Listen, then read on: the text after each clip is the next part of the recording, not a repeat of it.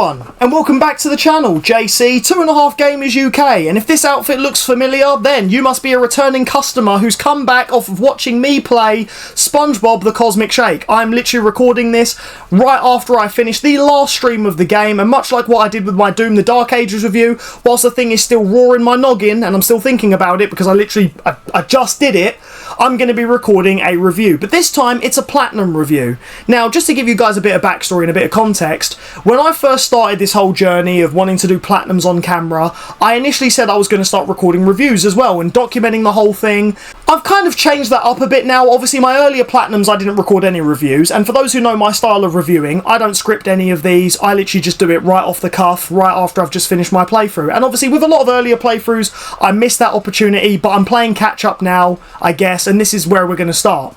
And to be honest, this isn't just me reviewing the Platinum, this gives me an opportunity to review the game as a whole, because if I'm Platinuming the game, I'm doing everything. I'm experiencing everything the game has to offer. So, therefore, I can talk about everything the game has to offer, and then you guys can take that review and do with it what you will. Whether you get the game because of me or not, that's entirely up to you. Whether you already have the game and you just want to share your own thoughts, then by all means. But intros aside, let me know in the comments down below, do you have this game? Are you going to get this game because of me? Although actually, I don't know if you can even answer that yet, because I haven't even started really reviewing the game. So, what do I think of SpongeBob SquarePants the Cosmic Shake? And what was it like to Platinum SpongeBob SquarePants the Cosmic Shake?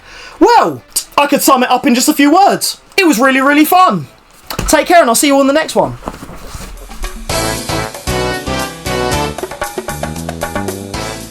Okay, I'm joking. We've obviously got to talk more about this game.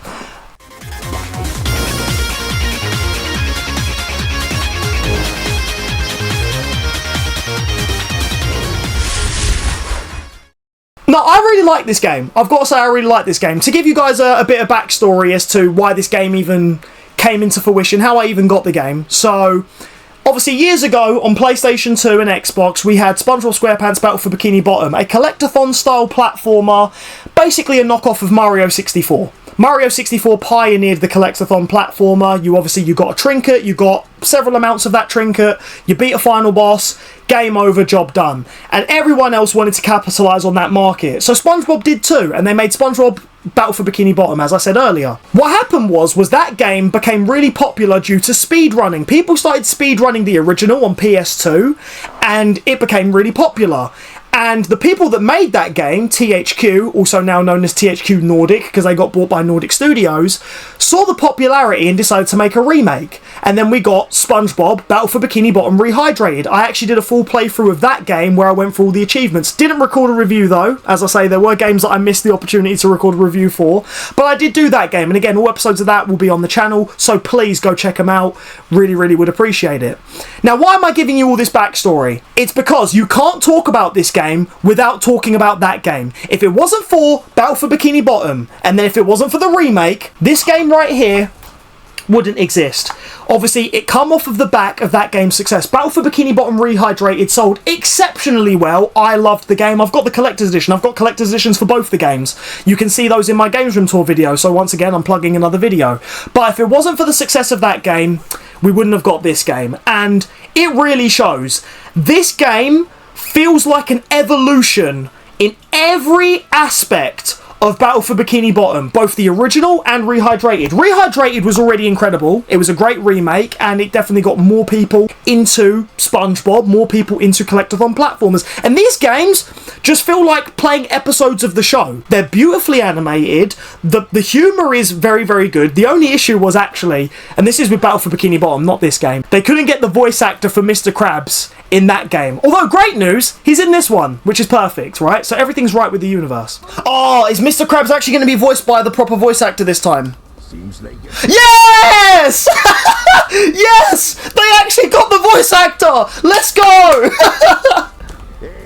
Yeah, now it's just right. It just feels right. But yeah, playing these games just feels like playing an episode of the cartoon. So if you're a SpongeBob fan, especially a classic SpongeBob fan, I will emphasize that, a classic SpongeBob fan, you are going to love every second of these games, especially this one. There are so many references, so many Easter eggs. You look in every nook and cranny, there is a reference. And I mean, to be fair, watch my playthrough because I point out all the references. I am a huge SpongeBob fan. I wish I was wearing a SpongeBob SpongeBob shirt at the time of recording this. I'm wearing a Pokemon shirt.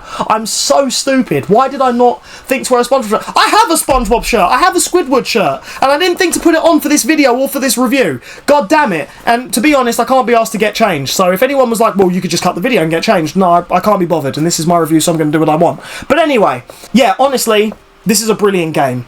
It is an evolution of the last game. As I say, it's a collectathon platformer. So you get thrown into a world, you have XYZ amount of collectibles. Obviously, in Battle for Bikini Bottom, the main trinket was the gold spatulas. You had to collect however many gold spatulas, and then you could beat the main story, and then you obviously had a bunch more gold spatulas you could get, and then you could fully complete the game. It's the exact same formula in this game. If you love Battle for Bikini Bottom, you are going to love this game. It is literally, it's basically Battle for Bikini Bottom 2, which is what everyone wanted. That game done so well, all people said was, give us this, but more. And THQ Nordic, they heard us and they said, okay, here's Battle for Bikini Bottom, but more. Levels are remixed. The soundtrack is phenomenal. Gameplay elements have been tweaked. It's just a better Battle for Bikini Bottom. I don't know what else to tell you. And in terms of playing it, you will feel that and you will enjoy it. If you enjoyed that game, if you didn't like Battle for Bikini Bottom, the original or Rehydrated, then you're not going to like this game. But then why are you watching this review? Unless you are watching this review to figure out whether you want to play those games. But again, you'll know if you like them. If you like Mario 64, you're going to like this game.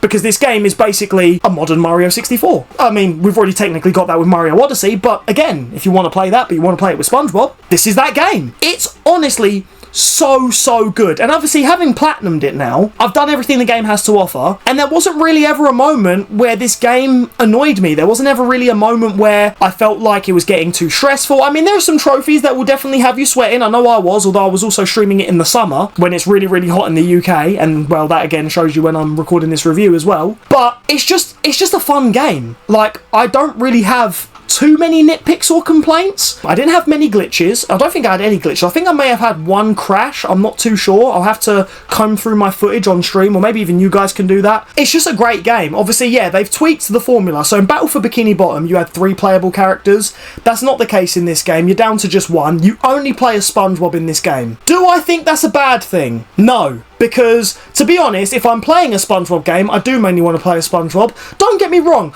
I like that the last game had multiple playable characters. That was quite cool. But I don't mind just having the one. And to be fair, with the way SpongeBob plays in this game, you don't need anybody else. You see, in Battle for Bikini Bottom, and I'm going to compare this game to that game all the time in this review. If you're watching this review and you're like, for fuck's sake, he's just going to keep talking about the other game, I can't help it. This game exists because of the other game, and we live in a world, a universe, where both games exist. If this game come out first, and then the other game came out, then it would be the other way around. Or, if the other game didn't exist, and this was a brand new SpongeBob game, then there'd be nothing to compare it to. But I have to compare it to the original, because this is a sequel to the original, and it very much, you feel that if you play both games. So yeah, going back to what I was saying earlier, SpongeBob does everything you need him to do in this game. In the last game, basically, the abilities were split. SpongeBob had certain abilities, Patrick had certain abilities, Sandy had certain abilities, but now in this game, SpongeBob has them all. He can pick up objects like Patrick could in the last game. He can do the heavier ground slam like Patrick could in the last game. He can glide like Sandy could in the last game. He has ranged attacks. He has up close attacks. He has a homing attack, so now he's like Sonic, which, to be fair, the homing attack is the most fun thing to do in this game. Once you unlock the homing attack, honestly, clearing through enemies is so easy. And I will say, that's another thing. This game feels more combat focused. I don't mean in the sense of like it's a beat 'em up game. It's not. It's still a collectathon platformer. But there is a lot more combat in this game than the last game. In the last game, there was a lot more platforming. In this one, you do spend quite a significant amount of time fighting enemies, even to the point where sometimes in levels you get locked in like a sort of room or a dome, and you've got enemies around you, and the only way you're getting out of that dome is if you fight them all. But the combat in this game, what you can really call combat, you basically get a spin attack, you get the homing attack, and you've got ranged attacks. All of those feel really nice to do, really good to do, and like I say, SpongeBob is a well-rounded character in this game. He's not missing any abilities, none of them are split. Well, I say he's not missing any abilities. Some abilities did get removed, like you don't have the bowling ball bubbles, you don't have the bubble missile. Instead, you've got your spin attack, you've got your glide, you've got your homing attack, you get a reef blower, so you get a bit of like third-person shooting, although not necessarily third-person shooting. Like, you can launch projectiles with it, but you don't even get it till late in the game anyway. But you do get a bit of shooting. But either way, the version of this SpongeBob that you play as is perfectly fine. You don't really need anyone else. Whereas in the last game, because SpongeBob was stripped down to the bare minimum, like all he could do was the bubble attacks, he couldn't do any strong attacks, he couldn't do any gliding, you needed the other two characters. The only problem with the other game because of this was switching characters was a pain in the arse. I'm going to say that in this video because obviously I didn't record a review of the other game. Unless you want to see me do a review of Battle for Bikini Bottom Rehydrated, I'll happily replay that game and record a review. So let me know in the comments down below. But where I'm recording this review and I'm making these comparisons, I'm going to mention those sorts of things. So yeah, in the other game it was a pain in the arse to switch characters. You had to go to a bus stop if you wanted to do that, and you couldn't switch characters off the fly. They could have fixed that in the remake, they didn't. But like I say, that's the subject of the last game. In this game, we're back to just SpongeBob, and he can do everything and anything, which is absolutely fine, perfect. He's great in this game. Love playing as him. Don't need anybody else. And in terms of the level structures, I mean, at first, I was actually quite shocked, and the game kind of tricks you. I thought these were all new levels, and you'll actually see this if you watch my playthrough, so again, go watch my playthrough. They actually just remixed levels from Battle for Bikini Bottom, but there's a really good spin on it, and obviously the spin on these levels ties into the main story, which I guess I'm going to have to touch on to talk about what the levels are like. So basically, as I say, the story of this game is like an episode of the show. It starts off really, really wacky, really cartoony. Genuinely, if you're a kid, you're going to love this. If you're a SpongeBob fan, you're going to love this. I've already said that before, but I'm saying it again. It just feels like an episode of the show. In this game, you play as SpongeBob, and he basically breaks the multiverse. In fact, calling it SpongeBob and the Cosmic Shake doesn't make any sense. Well, actually, I say SpongeBob and the Cosmic Shake. It's SpongeBob the Cosmic Shake, but I think it should have been called and the, because that's like, the Cosmic Shake is an element of it. But even then, I think this game was titled wrong. They barely ever mention a Cosmic Shake. It really should have been called SpongeBob and the Cosmic Jelly, because to be honest, jelly is an integral part of this game's storyline. But going back to the story, the main story of the game is basically one day in Glove World, while SpongeBob and Patrick are having a bit of fun, they run into this character called Madame Cassandra, and she gives them some magic bubble soap that basically allows SpongeBob to go to other universes. SpongeBob accidentally abuses this power. I mean, it's SpongeBob. Anything he touches, he messes up in some way, shape or form, and he basically breaks the multiverse. This is SpongeBob SquarePants across the Jellyverse. Why did they not call the game that? That would have been a much better title. Cosmic Shake, man, get the fuck out of here. There's no Cosmic Shake in this game. It's SpongeBob travelling to other universes and collecting jelly. It is SpongeBob SquarePants across the Jellyverse. Anyway, my rant about the title of this game over. So yeah, the main story is SpongeBob breaks the universe, and now all the levels from Battle for Bikini Bottom are now in other universes, and they've been completely remixed. Jellyfish Fields is now set in the Old West. Glove World is like a weird sort of horror world now. You've got Goo Lagoon has been turned into a pirate universe. Basically everywhere in this game is set in a different universe, and because it's set in a different universe, SpongeBob has to travel to these universes, and he has to basically fix the multiverse, right? And you do that by collecting jelly. So the main source, the main collectible is jelly.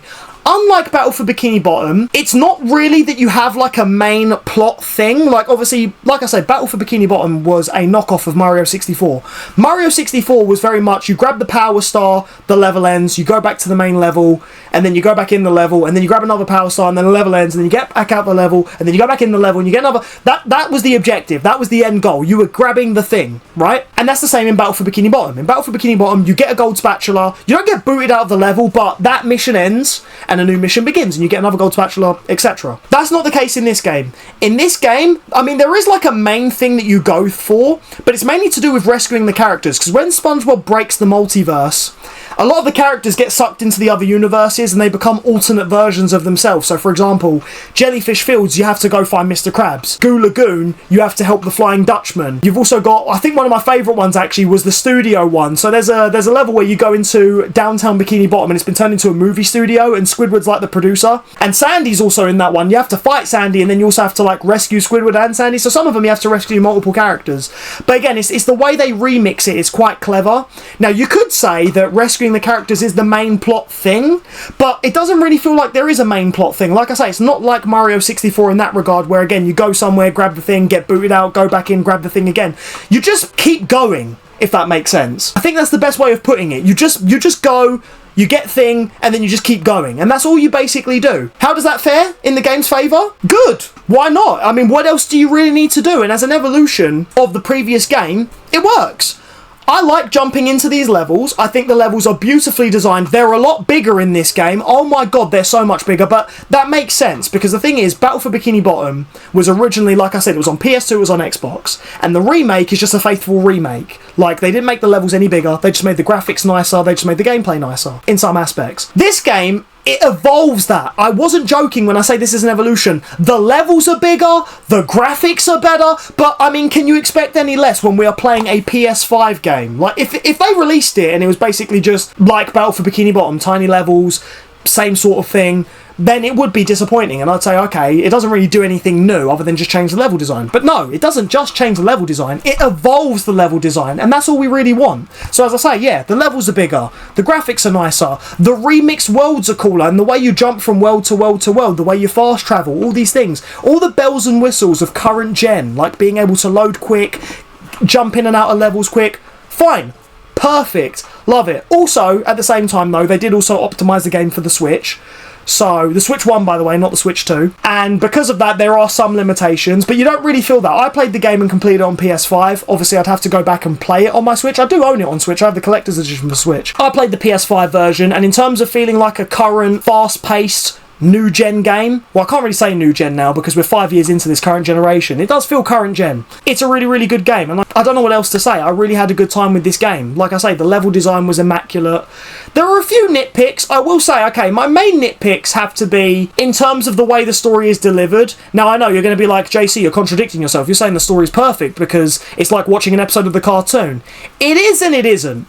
My one big problem with the story is, now this game's made for kids. I know I'm a grown-ass man and I'm playing this game, but I'm playing this game because I love SpongeBob, and you can judge me however you want, I don't care. But at the same time, kids aren't stupid, and I will say a lot of the time, and I get it because they treat it like it's a kid's game, but at the same time they're being really patronising. This game acts as if you're stupid, and I'm sorry, but if even like my youngest can understand the story of this game, you don't need to talk, like, I'm saying that from how I'm looking at it, like, it's so obvious the way this game's going to go. And I guess to give you guys a spoiler warning, but the game's been out for years, so I'm going to give you guys a spoiler warning anyway, out of courtesy. It's so obvious who the villain is.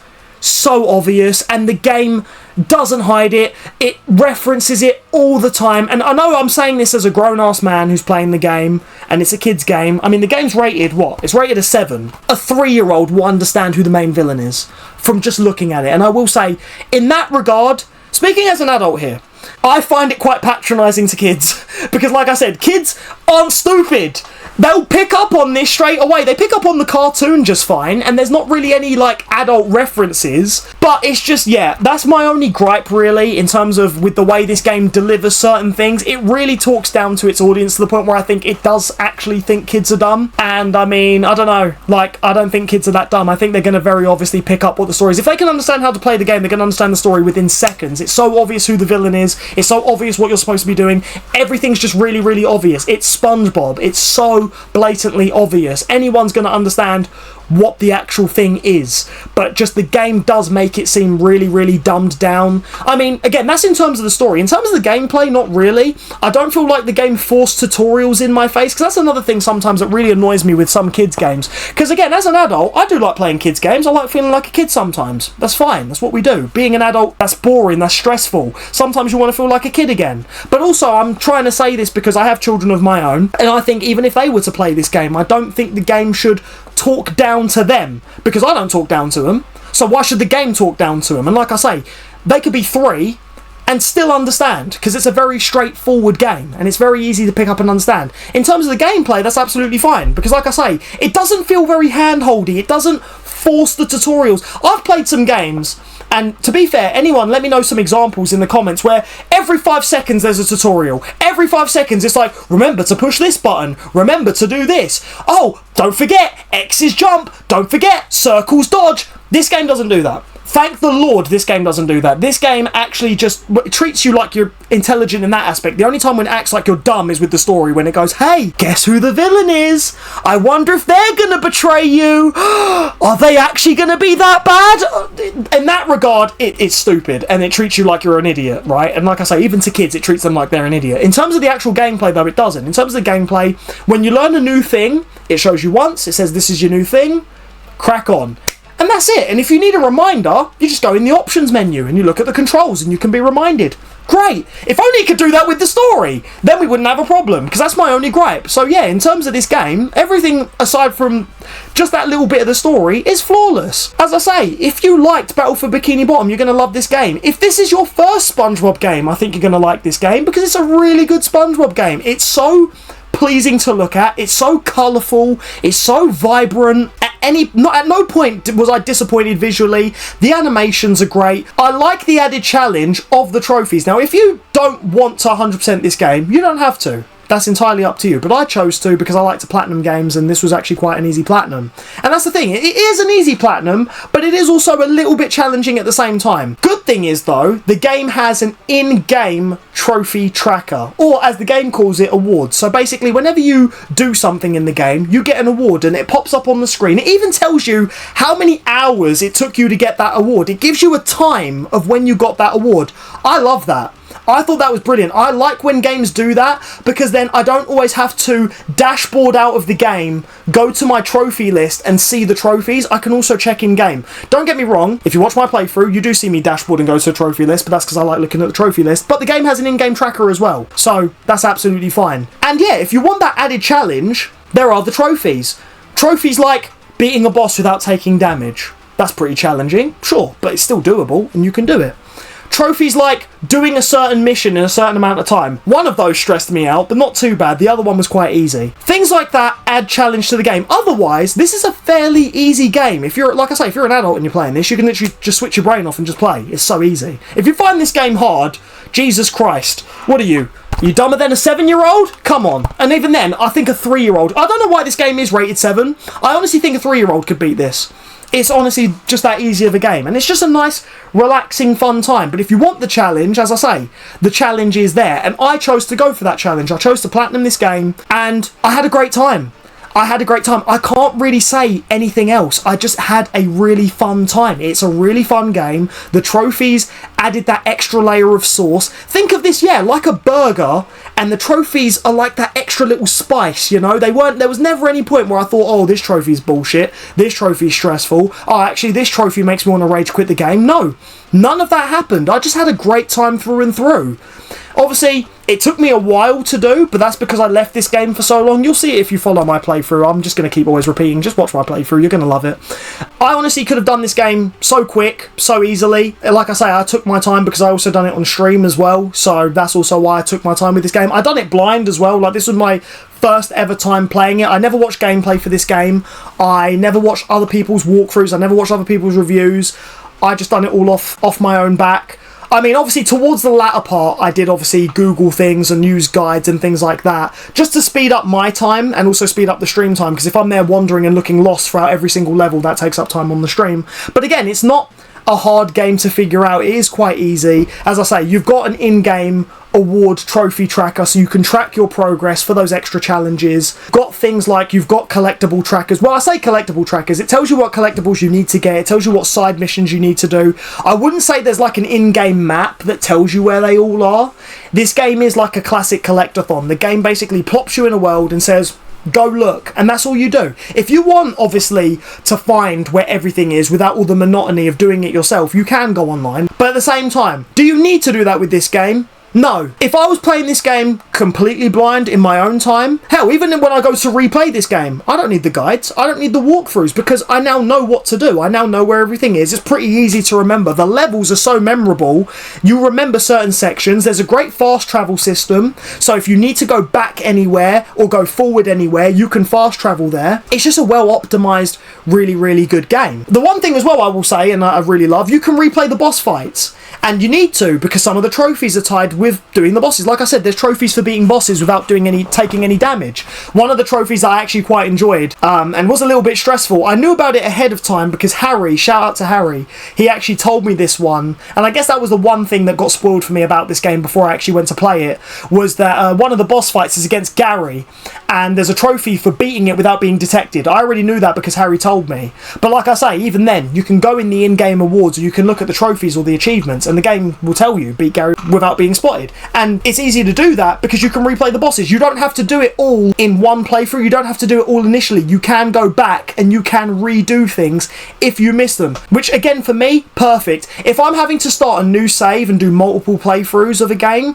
that can be a bit annoying, especially in the platinum process. And I think a lot of like achievement hunters, trophy hunters, platinum YouTubers, I think they'll all agree with me on that one. It's never fun when you have to beat a game and then you've got to beat it on a new game plus, and then, oh, I missed that trophy during the story, got to start a whole new save and go back. Thankfully, this game doesn't do that. Anything you miss in this game, you can go back and get it on the same save file, in the same playthrough. I platinumed this game in one playthrough. I've done the main story, I enjoyed it. I went back, got all the collectibles, I enjoyed it. I replayed all the missing stuff, I enjoyed it. So overall, to summarise my thoughts, well, to be fair, I summarised them in the beginning of this review. I could have literally made this review a minute long. What was it like to platinum SpongeBob and the Cosmic Shake? Or, sorry, SpongeBob the Cosmic Shake. It should just be called And the Cosmic Shake, let's be real. What was it like? It was fun. It was fun. This is a fun game. It's a really, really good game, and I cannot recommend it anymore. Do I think you should 100% it? 100%. Like, as silly as that sounds, and this is how you can tell I don't script my reviews. I'm winging it, guys. I'm literally winging it with the game still in my head. But yeah, do I think this game is worth playing? 100%. Do I think it's worth 100%ing? 100%. This is just such a good game, and so, to be fair, so is Battle for Bikini Bottom. But like I say, if you want to see me do a separate review of that one, let me know down in the comments down below. At the same time, like I said, I have done a 100% playthrough of that game. You can go check that out, and you can also check out this playthrough. Like I say, this is for anyone who's new to the channel, but thank you for watching this review. As I say, go back, watch my playthrough of not only this game, but Battle for Bikini Bottom. And as I say, this is a really, really fun game. I would highly recommend you get this game. It's been out for a while now, so you can grab it on sale. I'm not being funny, I own this game 3 times, because to start with, I got the collector's edition given to me from one of our lovely viewers and loyal viewers of the channel. Then I got this PS5 copy, which I decided to platinum, and then actually, funnily enough, I bought a bundle of games, and in that bundle was a copy of the game on Xbox. So I might even do that version and go for all the achievements. Not on stream, obviously, in my own time. I've already, like I said, done that playthrough where I've gone for the platinum. But will I play this game again and 100% again? Oh, once again, 100%, because it's a great game. So yeah, SpongeBob the Cosmic Shake is a brilliant game. I would highly recommend it. It's great. The story talks down to children, which I don't think it should do, but it's overall an amazing game. Can't recommend it enough. So please, support the game, go get it. To be honest, I want another game. I really want another game. I know that there's that Patrick Star spin-off game. I don't know what that's like. I need to play it. At the time of me doing this review, I've not played that game yet, so I'd love to give that game a try. But I want more of this. How can they evolve the formula anymore? I don't know. They're just going to have to do that, and we're just going to have to wait and see. But at the moment, this is a phenomenal game, and I can't recommend it enough. Thank you all so much for tuning into the review. Thank you so much for watching my reviews. I know I waffle and I talk too much about these games, but if you like that sort of thing, if you like this sort of content, show that by giving this video a big old thumbs up. If you're brand new to the channel, welcome to 2.5 Gamers UK. This is my style of reviews. I talk about games. We've got streams, we've got vlogs, we've got all sorts of content, so stick around, check those out. And to anyone who's returning, thank you all so much for returning as well. Like I say, big old thumbs up, subscribe, leave your comments. Did you play this game? What do you think of it? Are you gonna play this game? What do you think of it? Are you gonna play this game because of me? And if so, what do you think of it? Let me know down in the comments down below. You guys already know the drill. In the description, you got all the socials, blah, blah, blah. Use that to follow the Twitch. Follow me on Instagram. Follow me on TikTok. I use those a lot more. I'll be posting clips of, obviously, me playing this game, other clips, other things. You guys already know that sort of thing. Anyway, you've been a wonderful audience. Thank you all so much. I appreciate you all more than you could possibly imagine. As per usual, and as always, you'll see me, and I'll see you in the next one. So take care.